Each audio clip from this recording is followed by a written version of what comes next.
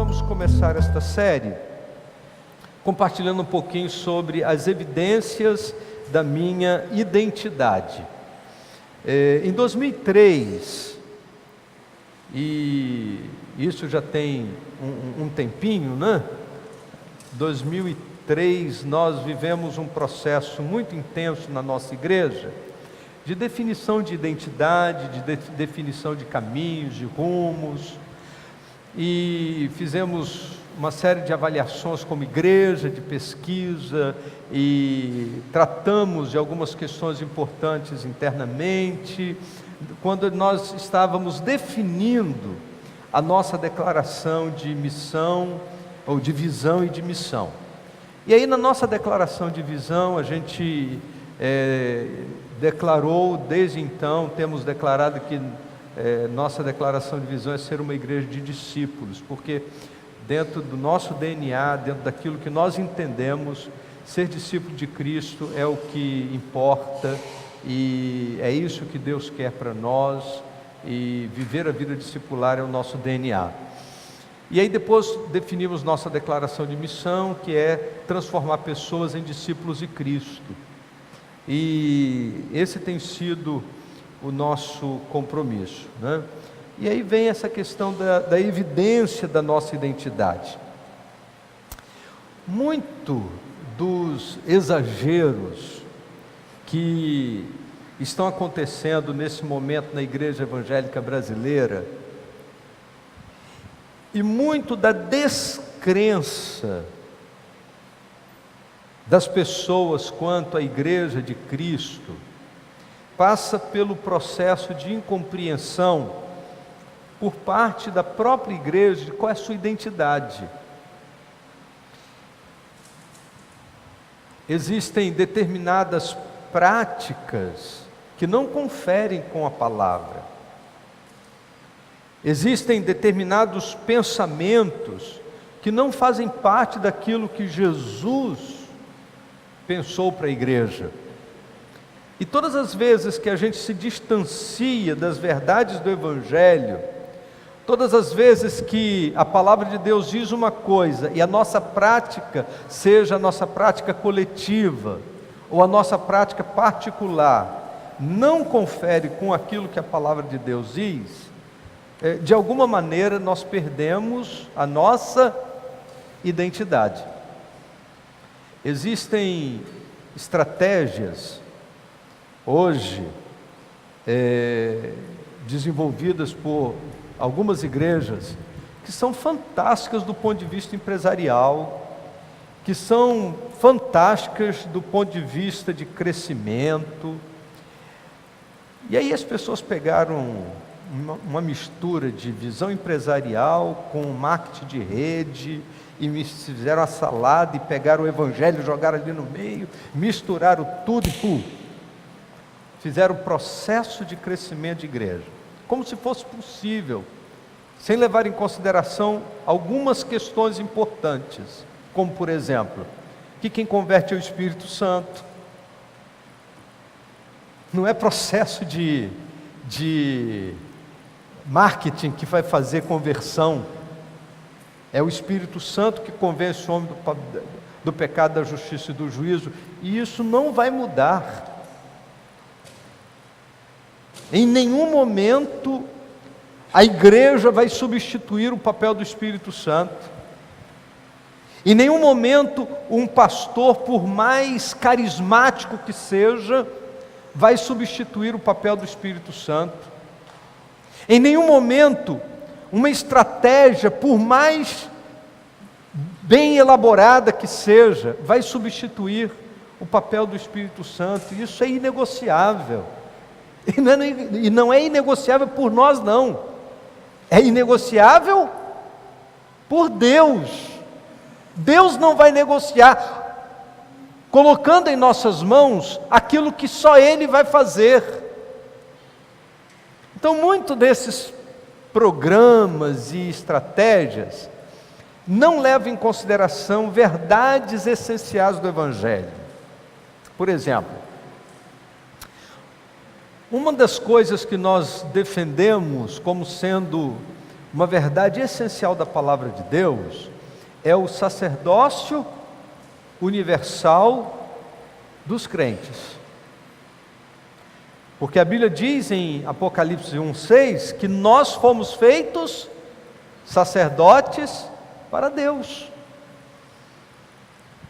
Porque nós cremos que no momento da crucificação, o véu do templo foi rasgado de alto a baixo. E que agora eu não preciso de uma outra figura humana para me representar diante de Deus. Então o pastor não é sacerdote. Eu posso ser um intercessor, no sentido de orar, mas não no sentido de ser aquele que está no meio, porque a Bíblia diz que entre Deus e o homem, apenas um, que é Jesus Cristo. O único mediador entre Deus e o homem é Cristo Jesus. E meus irmãos, nesses últimos tempos, tem havido a ressurreição do sacerdotalismo no meio da igreja evangélica brasileira. E o que significa isso?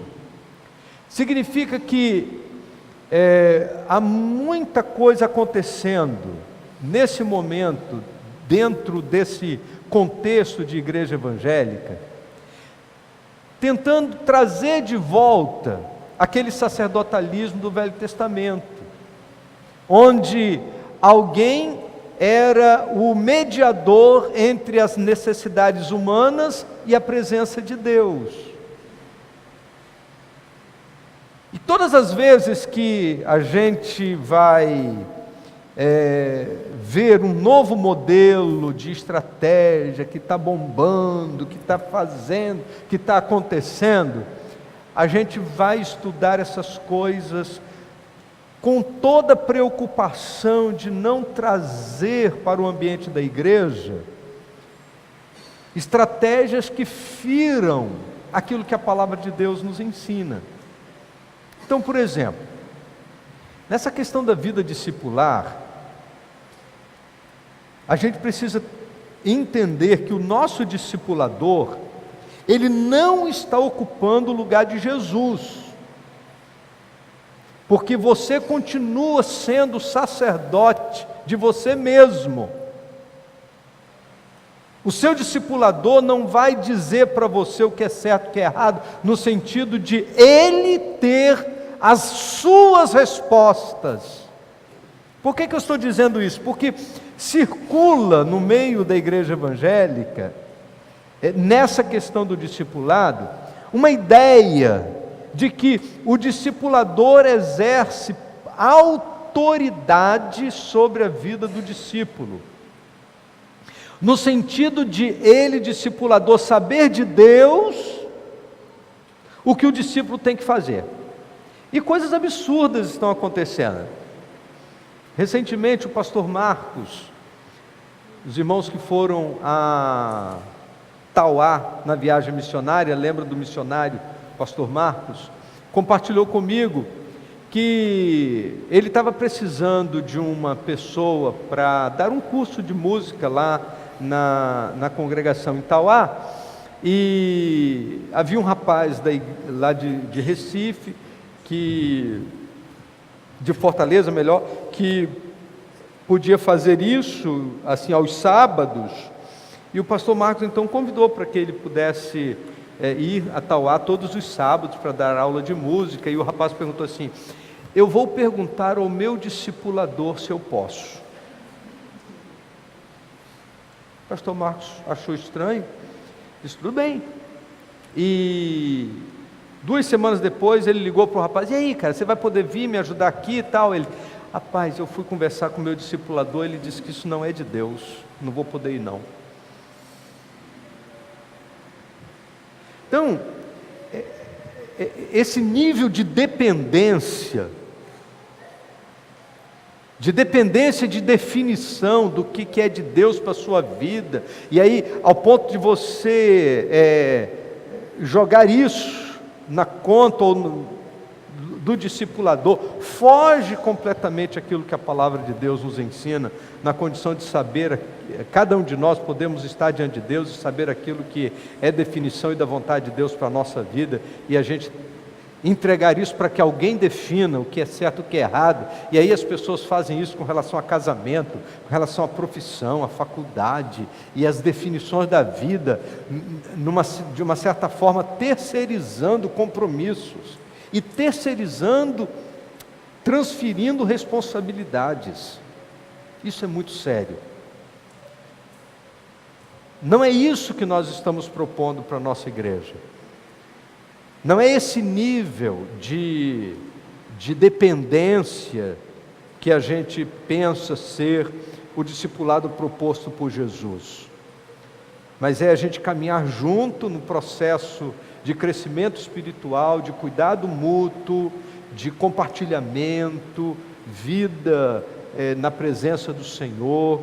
E eu tenho vivido essa experiência há muitos anos, e eu louvo a Deus por aquelas pessoas que Deus tem usado para me discipular ao longo da minha jornada. A natureza de uma organização pode ser conhecida através do produto final que ela oferece. Isso em todos os âmbitos. Existem marcas que são tão conhecidas que a gente não precisa nem ver o nome delas para a gente saber do que se trata. Pela imagem, a gente já sabe do que se trata. Vamos fazer um teste aqui para ver como é que os irmãos estão no conhecimento das marcas. Mostrar algumas marcas aí, sem nomes, para ver quem é que sabe. Vamos lá. Apple, é fácil. Outra marca. Lacoste, é fácil. Mesmo quando a gente não tem, a gente conhece, né? Às vezes a gente tem, mas às vezes tem vontade de ter e conhece porque tem vontade de ter, né? Outra marca. Todo mundo conhece, né? Mercedes. Mercedes, Shell. McDonald's. Vamos lá. Aí nós temos várias marcas, porque sabe o que acontece? As igrejas também passaram a construir suas marcas. E algumas coisas se definem por conta da marca que a gente utiliza. A nossa marca fala da nossa identidade. As definições daquilo que a gente quer ser conhecido. Então, quando a gente usa, por exemplo, uma cruz, a gente está querendo dizer que nossa igreja é cristocêntrica. Quando a gente usa uma pomba, a gente está querendo dizer que a nossa igreja, ela tem cunho pentecostal, por causa da pomba que desceu lá no dia de Pentecostes, capítulo 12 do livro de Atos. Quando a gente usa um globo, a gente está querendo dar essa conotação de universalidade da igreja. E assim vai. As marcas, elas de alguma forma exprimem um pouco da sua identidade. Agora, a gente precisa definir igreja não por seus métodos, mas por sua essência. Porque muitas das vezes nós ficamos mais focalizados nos métodos e nas estratégias do que na crença. E nesse momento que nós estamos vivendo, a crença tem sido colocada em segundo plano. Eu lembro que em uma de minhas férias, eu fui visitar um colega de turma, que durante o período do seminário era muito colado comigo. E aí a gente terminou o seminário, ele foi pastorear em Minas, no interior de Minas, e eu vim para o Rio, fiquei aqui no Rio de Janeiro, vim para Brasilândia, e nós passamos assim uns 12, 15 anos sem se ver. E aí, período das minhas férias, eu falei assim, eu vou lá em Poços de Caldas, porque eu andei pesquisando e descobri que ele era pastor de uma igreja em Poços de Caldas. Assim, eu vou aproveitar o período das minhas férias, eu vou a Poços de Caldas para ver o Rivanildo. Achando que Poços de Caldas era uma cidadezinha pequenininha, né? Quando cheguei em Poços de Caldas, rapaz, uma cidade enorme, quase 100 mil habitantes. Falei, cara, como é que eu vou achar Rivanildo no meio dessa cidade tão grande? E aí, depois de uns dias lá em Poços de Caldas, mexendo lá nas páginas amarelas na portaria do hotel, descobri o telefone da igreja dele, liguei para a igreja, e o pastor da igreja disse, olha, ele não é mais o pastor da igreja. E aí eu expliquei quem eu era, tal. Ele disse, eu falei o seguinte, eu vou dar o número da casa dele. Aí me deu o número, liguei para Rivanildo e a gente teve um momento de conversa, a gente sentou. Eu descobri que Rivanildo tinha deixado o ministério, que tinha se envolvido com política, que era secretário de fazenda do município, candidato a deputado estadual lá pelo estado de Minas Gerais e tal. E eu falei, e sentamos e conversamos, tal. E ele me falou uma frase que me deixou muito preocupada. Ele disse assim, Dari, eu não estou nem aí, ainda mais agora que eu estou envolvido com política, que eu tenho de ir em tudo quanto é lugar, eu não estou nem aí para a placa, eu quero um bom culto, isso que me interessa.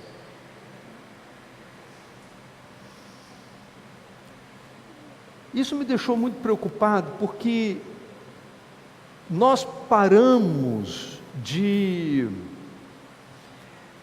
dar valor às crenças.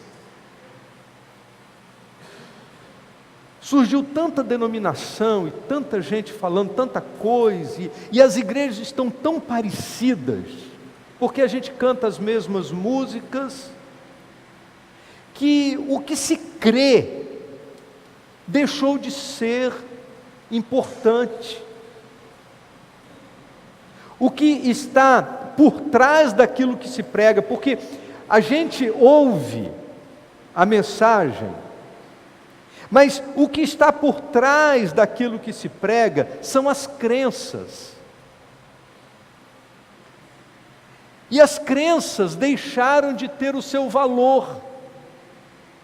As crenças se tornaram algo secundário. O importante agora é se o ambiente é agradável, o importante é se o culto é um culto animado, desde que não ultrapasse determinados limites, tudo vale. E aí, a gente acabou valorizando mais o estético do que o ético. A gente valoriza mais aquilo que aparenta do que aquilo que se é. Não temos mais a preocupação beriana. Lembra dos berianos? Que iam conferir se as coisas que Paulo estava pregando correspondia às verdades da palavra, porque as verdades da palavra se tornaram relativas.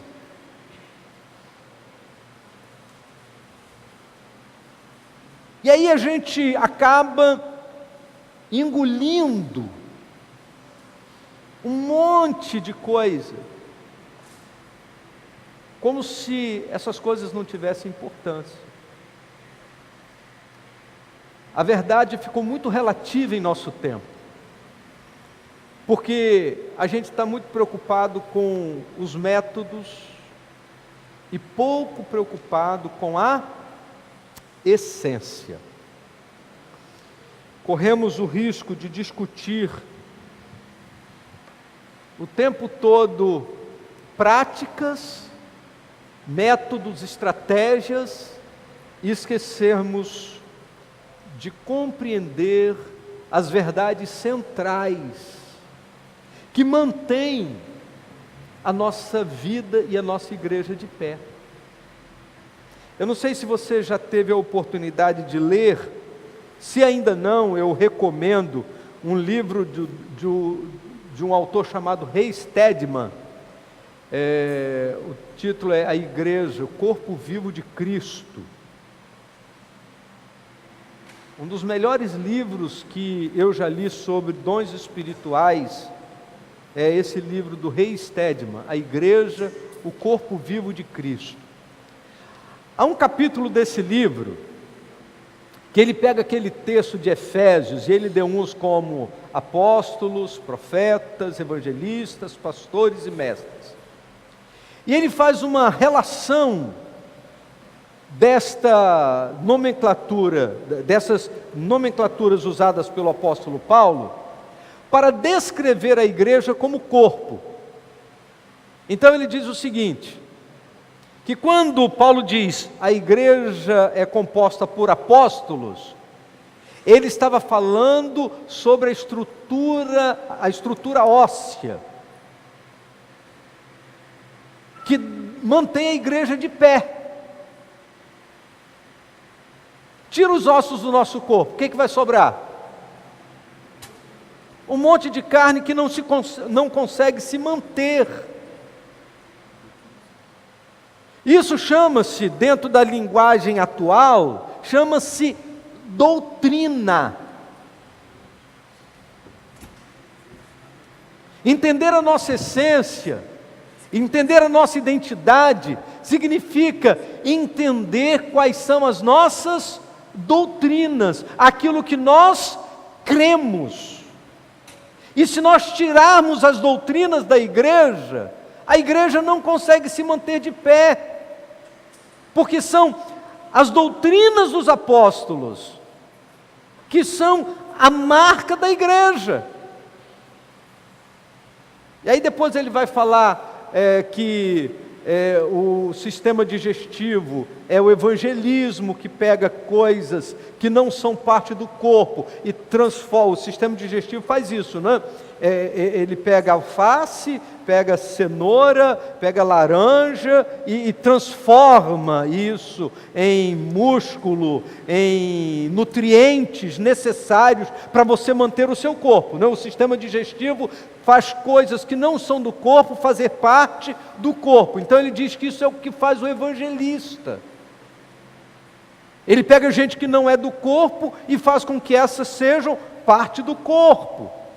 Aí, profetas, ele diz que é o sistema sanguíneo, que faz o sangue chegar em todas as partes do corpo. E assim vai, ele vai falando sobre essas realidades do corpo humano, tratando das realidades da igreja. E quando o apóstolo Paulo faz essa comparação, de acordo com o Ray Stedman, ele estava direcionando a entendermos essas questões.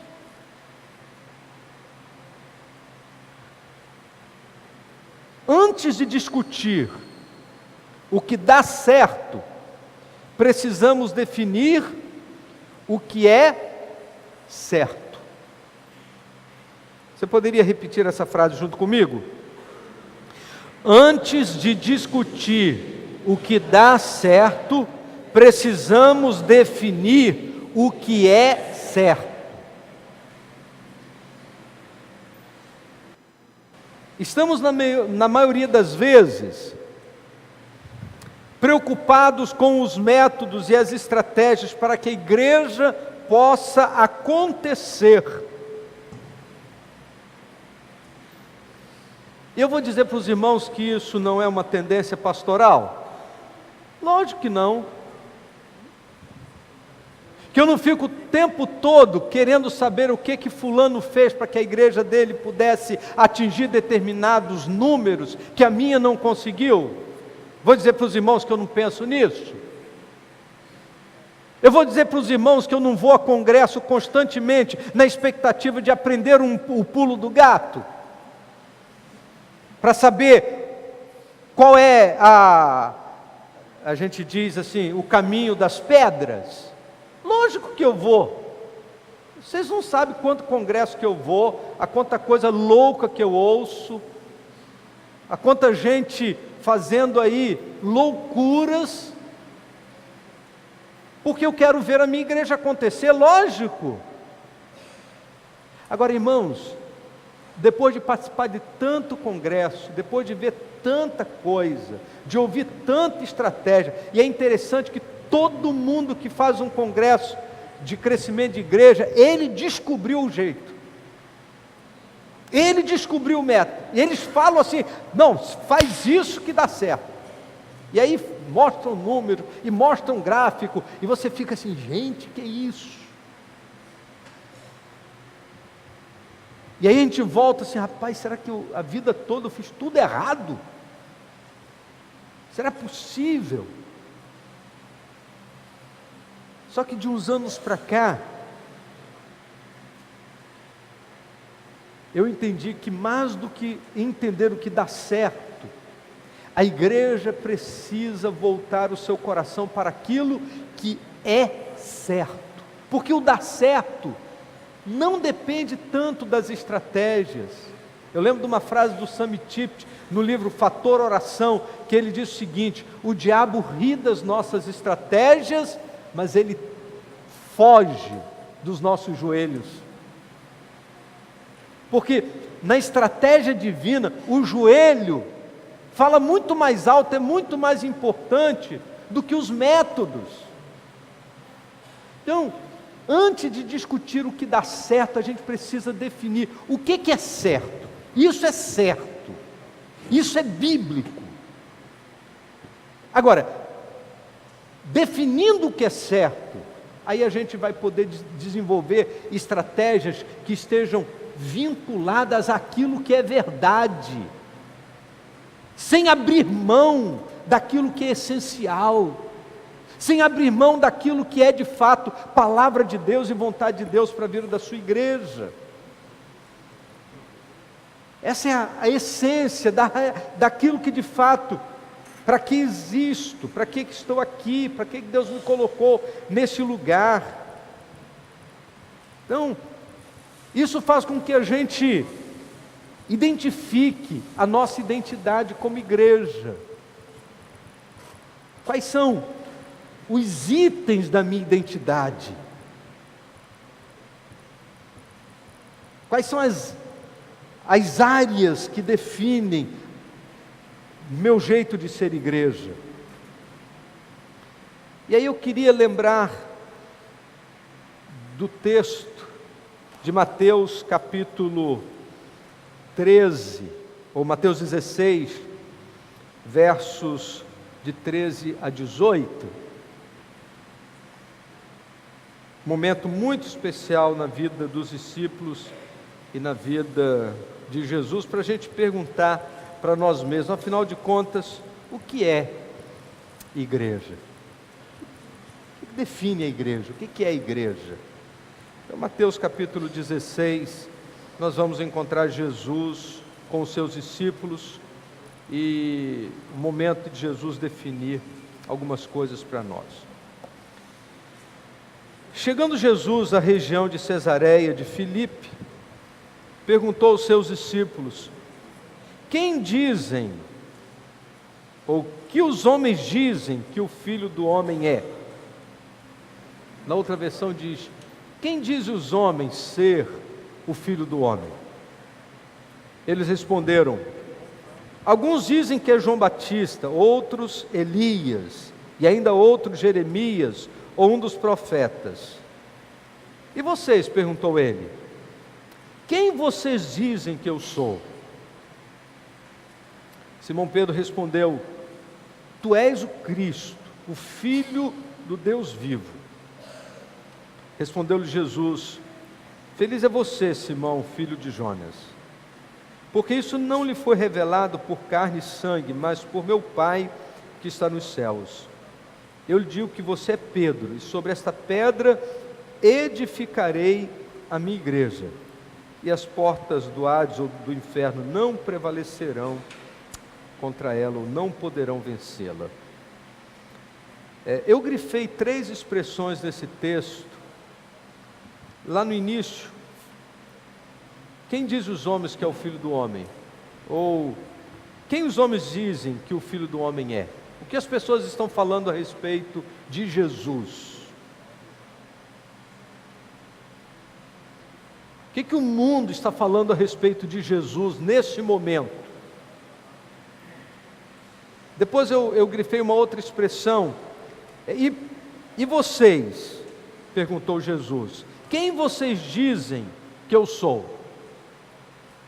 Afinal de contas, o mundo pensa isso. E vocês pensam o que de mim?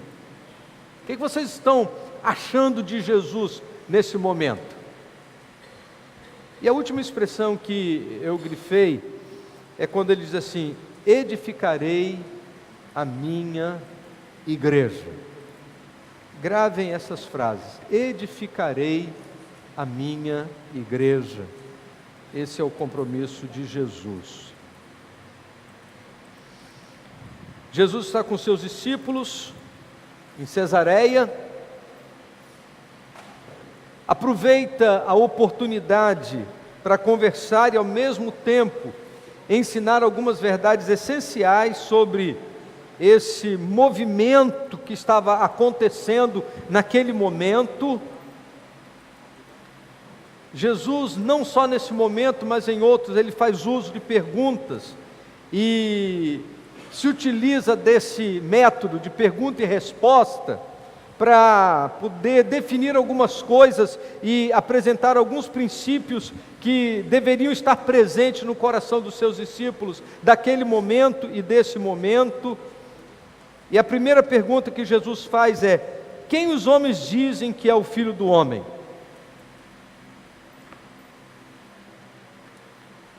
É importante a gente lembrar que Jesus sabia muito bem quem ele era. Ele sabia de onde vinha e para onde ia. E em vários momentos do ministério de Jesus, ele deixou bem claro a sua identidade. Jesus tinha plena consciência de quem era, de sua identidade. Mas ele queria saber se as pessoas eram capazes de reconhecê-lo. João capítulo 8, verso 14, a Bíblia diz assim: ainda que eu testifico de mim mesmo, o meu testemunho é verdadeiro, porque sei de onde vim e para onde vou, mas vós não sabeis de onde venho, nem para onde vou. Esse termo, Filho do Homem, quem dizem os homens ser o Filho do Homem, era um título messiânico, usado em alguns momentos lá no Velho Testamento, mas muito presente, por exemplo, na profecia de Daniel. Daniel se refere a Jesus como o Filho do Homem. O povo de Israel sabia que a expressão Filho do Homem apontava para o Messias que haveria de vir, o Messias prometido. A resposta dos discípulos demonstra que naquele momento da história o povo estava meio confuso a respeito de quem era Jesus. Isso por causa dos aspectos políticos da época. Eles aguardavam um outro tipo de Messias, eles aguardavam um Messias político e aguardam até hoje aquele que vai fazer de Israel a grande potência mundial. E agora eles estavam debaixo da dominação romana. Jesus não aparentava o Messias. Eles olhavam para Jesus e daquilo que eles esperavam, falavam, não é isso. Não é isso. O que a gente espera é outro Messias, é outro tipo de postura. E aí o que eles dizem ser o Filho do Homem? Alguns dizem que é João Batista, outros dizem que é Elias, e ainda outros Jeremias ou um dos profetas. Quer dizer, não há unanimidade. As pessoas não sabem exatamente quem é Jesus. Se a gente fizer uma pesquisa hoje,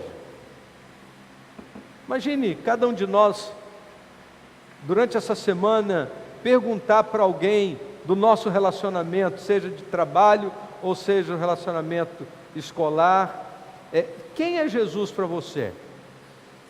Domingo que vem a gente vai chegar aqui com respostas das mais variadas.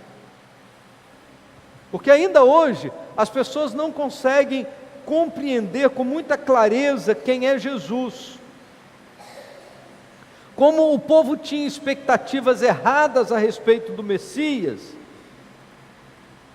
eles tinham uma compreensão equivocada a respeito da presença de Jesus no mundo. Essa percepção errada gera uma crença errada.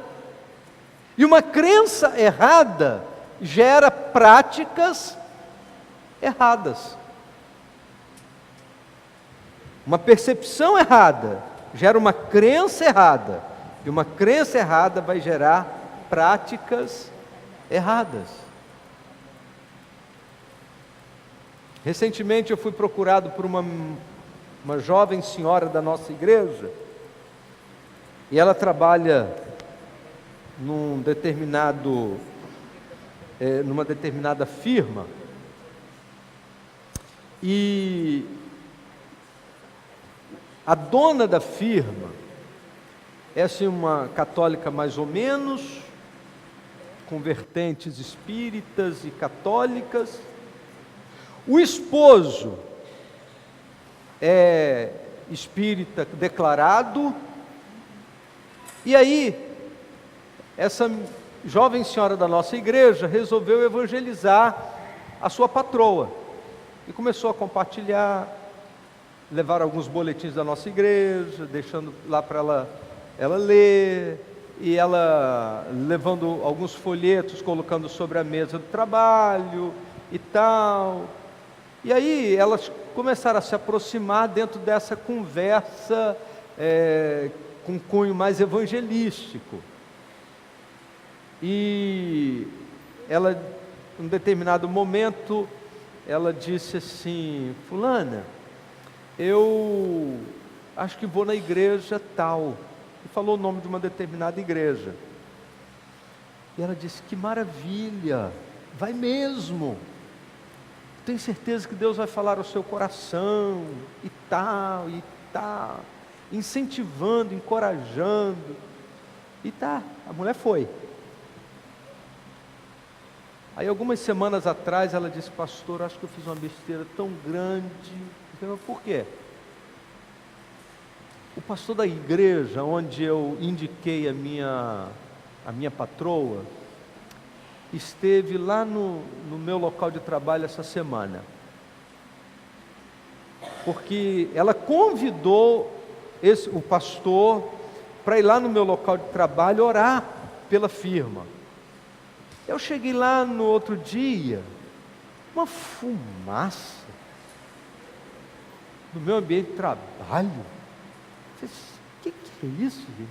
Ela abriu a janela e tal. Eu disse: o que está acontecendo aqui? O que houve? Aí ela disse: foi o pastor que você me indicou, veio aqui ontem orar, e aí ele defumou aqui a casa toda.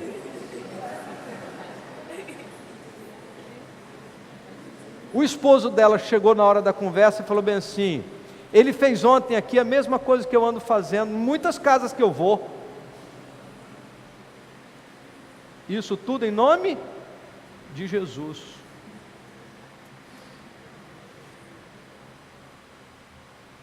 Em nome de Jesus. Defumando práticas espíritas assumidas pela igreja evangélica, porque uma percepção errada gera uma crença errada, e uma crença errada gera uma prática errada. Como a gente não tem uma definição muito clara de quem é Jesus, a gente acredita em coisas que Jesus não ensinou, e a gente vai praticar coisas que são trazidas do paganismo, como se fosse prática da igreja. E pior, aqui ó,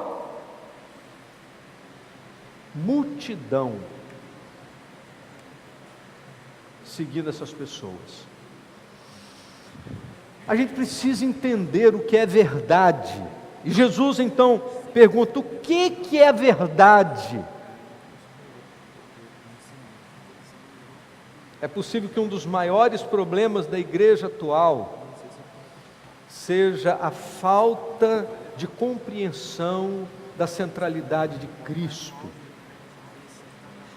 Nós não temos falta de métodos, nós não temos falta de estratégia, e digo mais, nós não temos falta de abertura.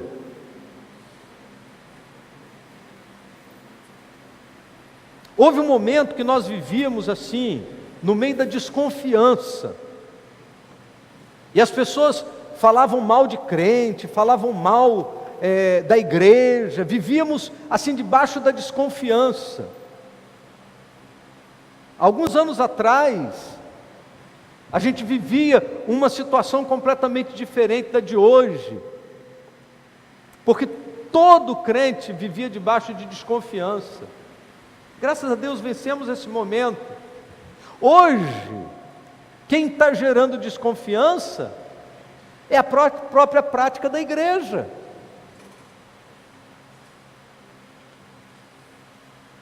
Onde não existe a declaração Jesus é o Cristo, não há de fato igreja.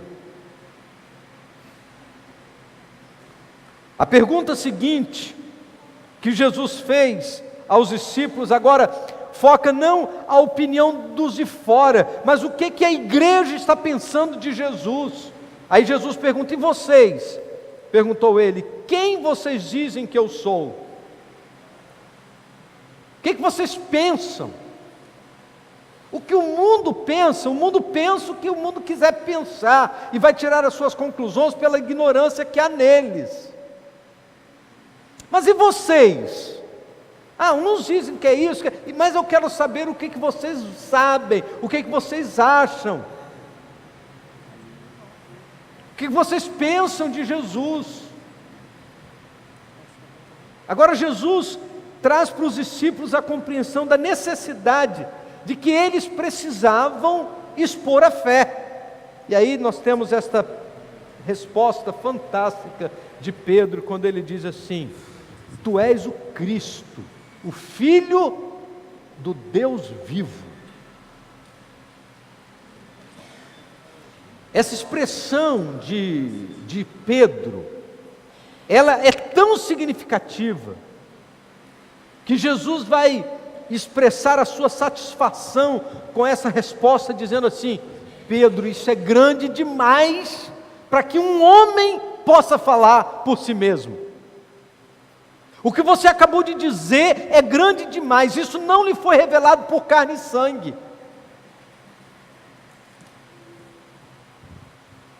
Isso não é fruto de sua inteligência, Pedro, em outras palavras. O que você acabou de dizer não pode ser produzido por carne e sangue, não é capacidade humana, isso foi revelado por meu Pai que está nos céus. Por isso, eu lhe digo, tu és Pedro, e sobre esta pedra edificarei a minha igreja, e as portas do inferno não prevalecerão contra ela. A igreja então é edificada por Jesus sobre a declaração que Pedro faz. Depois o apóstolo Paulo vai se referir a isso em Efésios capítulo 2, dizendo assim: Portanto, vocês não são estrangeiros nem forasteiros, mas concidadãos dos santos e membros da família de Deus, edificados sobre o fundamento dos apóstolos e dos profetas, tendo Jesus Cristo como pedra angular, na qual todo edifício é ajustado e cresce para tornar-se um santuário santo no Senhor. Que verdade fantástica, queridos. Onde Cristo não é reconhecido como Filho do Deus vivo, o Messias prometido, o Salvador do mundo, não há de fato uma igreja. Embora a palavra igreja ou eclesia já fosse conhecida e usada naquele tempo para falar de ajuntamentos, de reuniões públicas, a palavra vai ser trazida para o contexto do cristianismo e usada por Jesus nesse contexto do cristianismo, quando ele vai dizer: edificarei a minha igreja. E aí, é importante a gente entender o que essa expressão mostra. Passa para mim, eclesia é uma junção de duas expressões gregas. Ek significa fora e Kalel, chamados. A palavra eclesia ela é produto desses dois vocábulos, ek e Kalel. O que significa? É que a igreja são aqueles que são chamados para fora. Olha só, queridos, coisa interessante. Nós somos chamados para fora, mas nós não estamos indo para fora, a gente está chamando para dentro. Jesus disse: ide, mas a gente prefere dizer: vinde. Nós medimos a igreja pelo ajuntamento, e não pelo que ela produz lá fora. Medimos a igreja pela quantidade de pessoas que reunimos. E eu não vou dizer para você que eu não gosto de ver a igreja cheia, lógico que eu gosto. Mas a gente mede muito a igreja por aqueles que nós chamamos para dentro, e não pela nossa capacidade de, como igreja, irmos para fora. Ainda que Jesus tenha usado o termo igreja para dizer exatamente o contrário, que é lá fora que o sal tem que salgar, que é lá fora que a luz tem que iluminar, que é lá fora que a gente precisa exercer de fato a palavra, que é lá fora que a gente precisa falar de Jesus. 1 Pedro 2, 9 e 10, nós conhecemos bem esse texto. Vocês, porém, são geração eleita, sacerdócio real, nação santa, povo exclusivo de Deus, para anunciar as grandezas daquele que vos chamou das trevas para a sua maravilhosa luz. Antes vocês nem sequer eram povo, mas agora são povo de Deus. Não haviam recebido misericórdia, mas agora receberam misericórdia. Então a palavra igreja ou eclesia significa chamado para fora. Chamado para fora. Quem seriam essas pessoas a quem a igreja vai alcançar nesse processo daqueles que são chamados para fora? Então a igreja tem tudo a ver com gente, com pessoas.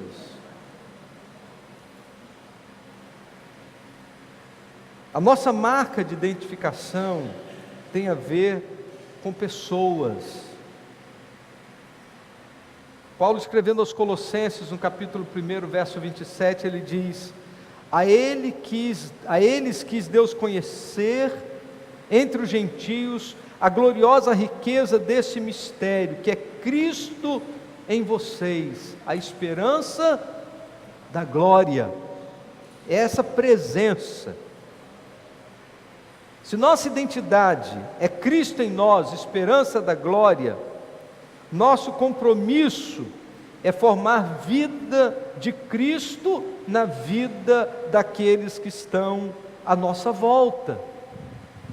Gálatas 4,19, Paulo vai dizer: meus filhos, novamente estou sofrendo dores de parto por sua causa, até que Cristo seja formado em vocês. Então, onde não existe a centralidade da missão de fazer discípulos, para que Cristo seja formado na vida de outros, não há, de fato, igreja. A igreja não está aqui a passeio, ela tem uma missão a cumprir, e se não fizer isso, sua existência não tem sentido na terra. O texto que nos direciona a essa compreensão é Mateus 28, quando Jesus diz: portanto, vão e façam discípulos de todas as nações. Existem movimentos que receberam o nome de igreja, mas a única coisa que fazem é a única coisa que deveriam fazer é o que não fazem, que é discípulos. Eu queria terminar esta mensagem de abertura desta série sobre vida discipular com esta última tela que a Maitê vai colocar para mim. A missão de Jesus é edificar a igreja. A missão da igreja é fazer discípulos. Sabe por que nós perdemos muito tempo? Porque nós estamos mais preocupados em fazer o que é função de Jesus do que fazer o que é nossa função. Gastamos mais tempo querendo edificar a igreja do que fazendo discípulos. Jesus não disse: edifiquem a minha igreja, ele disse: edificarei a minha igreja. Então a função de edificar a igreja é de Jesus, ele que edifica a igreja. Mas foi ele que disse: vão e façam discípulos. Então o que eu quero desafiar a nossa igreja é para que a gente volte ao princípio de tudo, que é fazer discípulos. Esse é o nosso compromisso e esse deve ser o nosso grande desafio. Edificar a igreja é função de Cristo e Ele sabe o que faz, como faz, quando faz e para que faz. Agora, nossa missão é fazer discípulos de todas as nações, segundo a palavra de Deus. Amém? Semana que vem eu vou então entrar nessa segunda parte. Jesus edifica a igreja e a gente faz discípulos. Então vamos deixar Jesus fazer a parte dele e vamos fazer a nossa parte. Vamos orar? Muito obrigado, Senhor Deus, obrigado pela Tua palavra, obrigado a Deus, porque as verdades centrais do Evangelho não podem ser negociadas. Obrigado, Senhor Deus, porque a palavra desta manhã não é uma palavra casuística. A gente não está compartilhando essa palavra casuisticamente. A gente não está compartilhando dessa palavra por conta de situações de A ou B. Mas esta é uma palavra para que a gente não saia daquilo que é essencial, que a gente não negocie aquilo que é crença, aquilo que é verdade, que a gente não negocie o que é inegociável, porque os erros e as loucuras que estão acontecendo em nosso tempo é porque as pessoas desconsideram o valor da doutrina, desconsideram o valor da verdade e conseguem conviver com o erro, como se isso fosse coisa banal. E eu quero pedir, Deus, em nome de Jesus, livra-nos de permitir que o erro seja algo banal na nossa vida. Obrigado, Senhor Deus, porque a função de edificar a igreja é uma função que pertence a Jesus, e Ele tem cumprido plenamente. Eu quero pedir, Deus, dá-nos coração pronto, vida disponível, para que possamos cumprir com plenitude a nossa parte também, e que a gente seja instrumento do Senhor no fazer discípulos, a gente seja instrumento do Senhor no compartilhar das verdades centrais do Evangelho, que a gente seja instrumento do Senhor no dividir da nossa fé. Muito obrigado, Deus, por esta manhã e por tudo que compartilhamos, em nome do Senhor Jesus, o nosso Salvador. Amém, Senhor.